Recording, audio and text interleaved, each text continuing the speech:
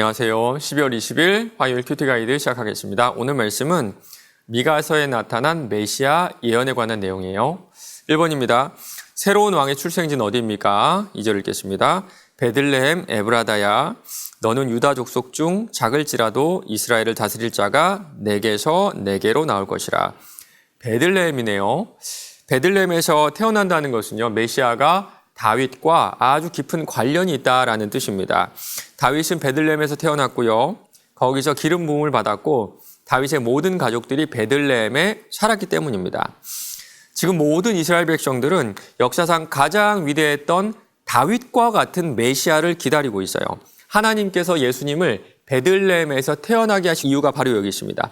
예수가 바로 메시아다. 너희를 구원할 다윗과 같은 메시아가 바로 예수님이다라는 것을 이야기하고 있는 겁니다.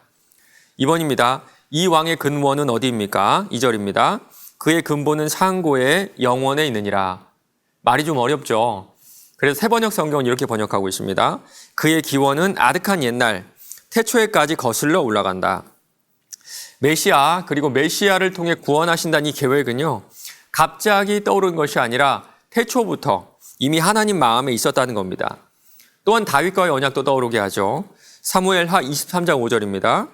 내 집이 하나님 앞에 이같지 아니하냐? 하나님이 나와 더불어 영원한 언약을 세우사 만사에 구비하고 견고하게 하셨으니 나의 모든 구원과 나의 모든 소원을 어찌 이루지 아니하시랴. 하나님은 아주 오래전 다윗과 맺으신 언약을 잊지 않으셨고요. 그리고 그에 따라 메시아를 탄생하게 하실 겁니다. 약속을 지키신 하나님.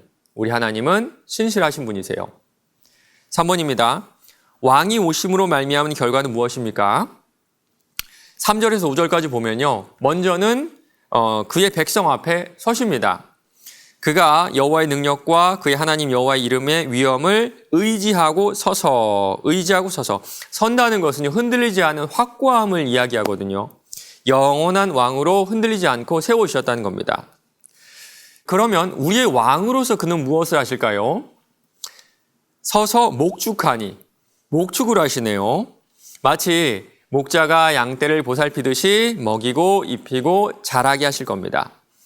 그리고 그 가운데 우리에게 주시는 것이 있어요. 5절입니다. 이 사람은 평강이 될 것이라. 미가 선지자가 살던 시기는요, 나라가 아주 위태로운 그런 상황이었습니다. 언제 나라가 망할지 모르는 그런 상황 가운데 미가는 메시아가 오시면 평강을 가지고 오신다라고 이야기하고 있어요. 맞습니다. 메시아가 오시면 그는 모든 대적을 이기시고 당신의 백성들에게 평강을 주실 겁니다. 그렇다면 우리가 구해야 할 것도 평강이 아닐까요?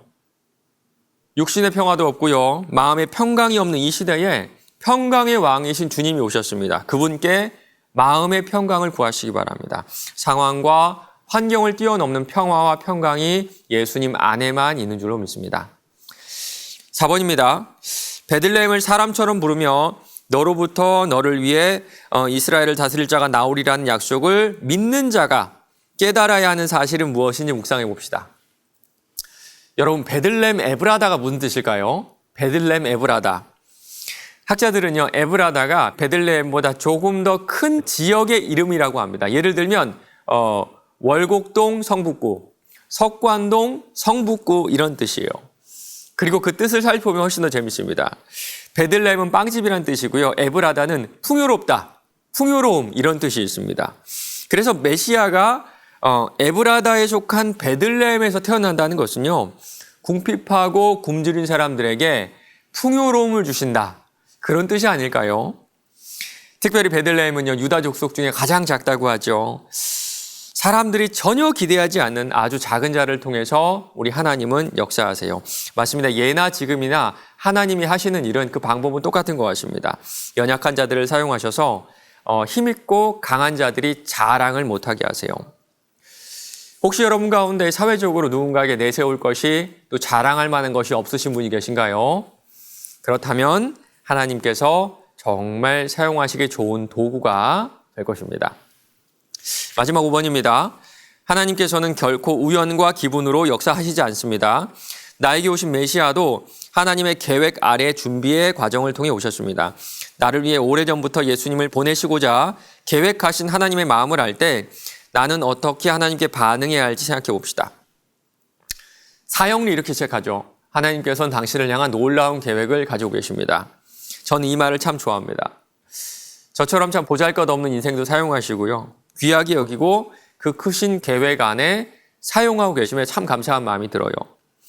아마 우리가 이 세상에 우리가 속한 공동체의 주인공이 아닌 것처럼 보일 겁니다. 마치 시계 속에 있는 수많은 톱니바퀴 중에 보이지 않는 저 깊은 곳에 있는 가장 작은 톱니바퀴로 그렇게 살아가고 계신 경우가 대부분일 거예요. 그래서 내 인생이 초라하고 좀 부끄러운 경우도 아마 있으실 것 같습니다. 그러나 하나님의 시계 안에서 우리는 꼭 필요한 톱니바퀴임을 기억하시기 바랍니다. 내가 있는 자리에서 말씀으로 살아낼 때 우리는 하나님의 시계를 돌리는 귀한 사역을 감당해내실 수 있을 거예요. 오늘 하루도 크신 계획 속에서 우리에게 보내주신 예수님을 기억하며 나에게 주신 사명 감당하시는 저와 여러분 되시길 바랍니다.